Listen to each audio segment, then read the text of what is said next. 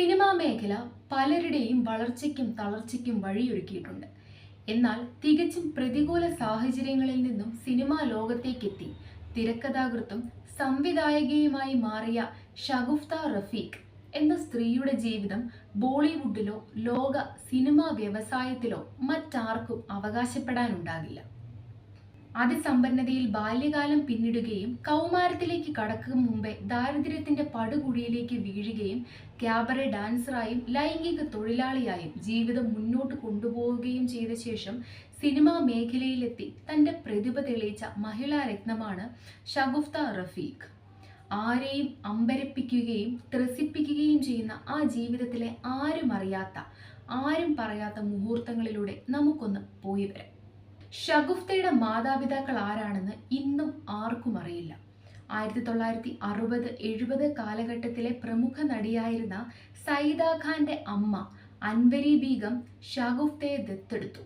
അക്കാലത്ത് സിനിമകളിൽ നൃത്തം ചെയ്തിരുന്ന എക്സ്ട്രാ നടിയായിരുന്നു അൻവരി ബീഗം. കൊൽക്കത്തയിലെ ഒരു വ്യവസായിയുടെ രണ്ടാം ഭാര്യയായിരുന്നു അൻവരി ബീഗം.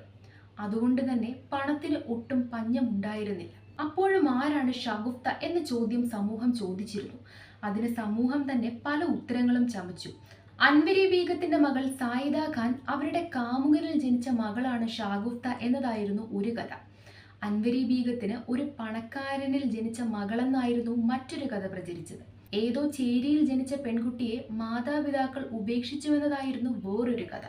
പക്ഷെ കൂടുതൽ ആളുകൾ വിശ്വസിച്ചത് നടി സൈദ ഖാന് അവിഹിത ബന്ധത്തിൽ ജനിച്ച കുഞ്ഞാണ് ഷഗുഫ്ത എന്നതായിരുന്നു. വളരെ സമ്പന്നമായ അന്തരീക്ഷത്തിലാണ് ഷഗുഫ്ത പിന്നീട് വളർന്നത്.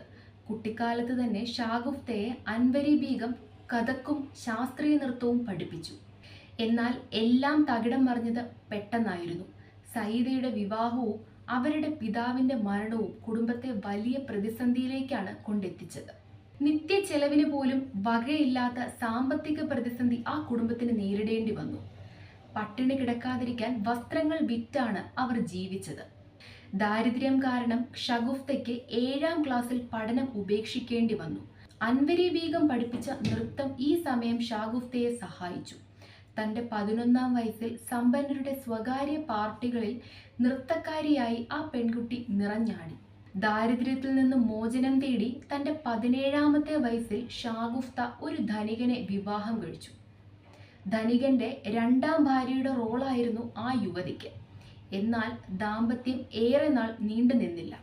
വിവാഹബന്ധം അവസാനിപ്പിക്കുമ്പോൾ ആ യുവതിക്ക് മുന്നിൽ ബാക്കിയുള്ള ജീവിതം വലിയൊരു ചോദ്യചിഹ്നമായിരുന്നു. തന്റെ ശരീര സൗന്ദര്യം മാത്രമായിരുന്നു ആ യുവതിക്ക് ആകെ ഉണ്ടായിരുന്ന മൂലധനം. അങ്ങനെ വിശപ്പടക്കാൻ ആ യുവതി ക്യാബറെ ഡാൻസറായി. മുംബൈയിലും പിന്നീട് ദുബായിലുമുള്ള ബാറുകളിൽ മദ്യപിക്കാൻ എത്തുന്ന സമ്പന്നരുടെ മുന്നിൽ ഇക്ലിപ്പെടുത്താൻ അല്പവസ്ത്രധാരിയായി ആ പെൺകുട്ടി നൃത്തമാടി. മദ്യലഹരിയിലിരുന്ന സമ്പന്നർ അവളെ കൂടുതൽ പണം നൽകാമെന്ന് വാഗ്ദാനം ചെയ്ത് തങ്ങളുടെ കാമശമനത്തിനായി ക്ഷണിച്ചു. അങ്ങനെ പണത്തിനു വേണ്ടി അവൾ അവശേഷിക്കുന്ന വസ്ത്രവും അഴിച്ചു. ബാർ ഡാൻസറിൽ നിന്നും ലൈംഗിക തൊഴിലാളി എന്ന വേഷത്തിലേക്കുള്ള പരകായ പ്രവേശമായിരുന്നു അത്. തന്റെ ജീവിതത്തിലെ സകല ദുഃഖങ്ങളെയും ശപിച്ച് അവൾ സമ്പന്നരുടെ കാമശമനത്തിനായി വഴങ്ങിക്കൊണ്ടേയിരുന്നു. എന്നാൽ അന്നും അവളുടെ മനസ്സിൽ കെടാതെ ഒരു കനൽ കിടപ്പുണ്ടായിരുന്നു, സിനിമ എന്ന കനൽ. ദുബായിൽ ലൈംഗിക തൊഴിലാളിയായി ജീവിതം മുന്നോട്ട് കൊണ്ടുപോകവേ ഷഗുഫ്തയ്ക്ക് അസുഖം പിടിപെട്ടു. ഇതോടെ യുവതി നാട്ടിലേക്ക് മടങ്ങി. മുംബൈയിൽ തിരിച്ചെത്തിയ ഷഗുഫ്ത ബോളിവുഡ് ചലച്ചിത്ര നിർമ്മാതാവായ മഹേഷ് ഭട്ടിനെ ഒരിക്കൽ കണ്ടുമുട്ടിയതാണ് ഈ വനിതയുടെ ജീവിതം മാറ്റിമറിച്ചത്.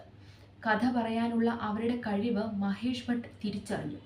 2005 അദ്ദേഹം കലിയുഗ് എന്ന ചിത്രത്തിനായി സീനുകൾ എഴുതാൻ ഷഗുഫ്തയെ വിളിച്ചു. ഈ സിനിമയിൽ അവരുടെ വർക്ക് ഇഷ്ടപ്പെട്ടതോടെ വിശേഷ് ഫിലിംസ് മുഴുവൻ സമയ എഴുത്തുകാരിയായി അവരെ നിയമിച്ചു. ഷഗുഫ്തയെ എഴുത്തുകാരിയാക്കിയത് വിദ്യാഭ്യാസമല്ല, അവരുടെ അനുഭവങ്ങളാണെന്നാണ് മഹേഷ് ഭട്ട് ഒരിക്കൽ പറഞ്ഞിട്ടുള്ളത്. ഇതിനെക്കുറിച്ച് ഷഗുഫ്തയും സമാനമായ വാക്കുകളാണ് പറയുന്നത്. ഷഗുഫ്ത തന്റെ സിനിമാ മേഖലയിലേക്കുള്ള വരവിനെ കുറിച്ച് പറയുന്നത് ഇങ്ങനെയാണ്: മുംബൈയിൽ ഓരോ പുരുഷന്മാർക്കൊപ്പം പല ഹോട്ടലുകൾ കയറിയിറങ്ങുമ്പോഴും പേടിയായിരുന്നു. എപ്പോൾ വേണമെങ്കിലും റെയ്ഡ് നടക്കാം. ബാർ ഡാൻസർ ആകുമ്പോൾ അത് പേടിക്കേണ്ടതില്ലല്ലോ. അവിടെ വെച്ച് കുറെ ജീവിതങ്ങൾ കണ്ടു. ഫിലിപ്പീൻസിൽ നിന്നും റഷ്യയിൽ നിന്നും നല്ല ജീവിതം തേടി ദുബായിലെത്തിയ പെൺകുട്ടികളെ പരിചയപ്പെട്ടു. അവർ പറയുന്നത് കേട്ടു. ആ കഥകളെല്ലാം എനിക്ക് എഴുതണമെന്നുണ്ടായിരുന്നു. അങ്ങനെയാണ് കഥയെഴുത്തിലേക്ക് തിരിയുന്നത്. ഷാഗുഫ്തയുടെ തിരക്കഥകളിൽ യാഥാർത്ഥ്യവും വേദനകളും തിരിച്ചുവരവുമെല്ലാം അതേപടി പ്രതിഫലിച്ചു. ബോലം ഹെ, അവരബൻ, റാസ്തി mystery continuous, murder 2, Aashiqui 2, mister X എന്നിവയുൾപ്പെടെ നിരവധി ചിത്രങ്ങൾ അവർ തിരക്കഥ എഴുതി. 2019 ഷഗുഫ്ത സംവിധാന രംഗത്തേക്ക് കാലെടുത്തു വെച്ചു. അത് അവരുടെ ജീവിതത്തിലെ പുതിയൊരു അധ്യായമായിരുന്നു. പിന്നീട് Dushman, a story of the enemy within എന്ന ഹിന്ദി ചിത്രവും മോൺജാനെ നോ എന്ന ബംഗാളി ആക്ഷൻ ത്രില്ലറും സംവിധാനം ചെയ്ത് സിനിമാ മേഖലയിൽ ഒരു ശക്തിയായി അവർ മാറി. പക്ഷേ ബോളിവുഡ് സിനിമകളെ പോലും വെല്ലുന്ന കഥയാണ് ഷഗുഫ്ത റഫീഖ് എന്ന സ്ത്രീയുടേത്. നരകതുല്യമായ ജീവിതാനുഭവങ്ങളിൽ നിന്നും പ്രതിഭയുടെ തിളക്കം കൊണ്ട് മാത്രം ഉയർത്തെഴുന്നേറ്റ മഹിളാരത്ന. കഷ്ടതയിൽ നട്ടം തിരിയുന്ന ഏതൊരു സ്ത്രീക്കും ഊർജം പകരുന്നതാണ് ഷഗുഫ്ത റഫീഖിന്റെ ജീവിതകഥ.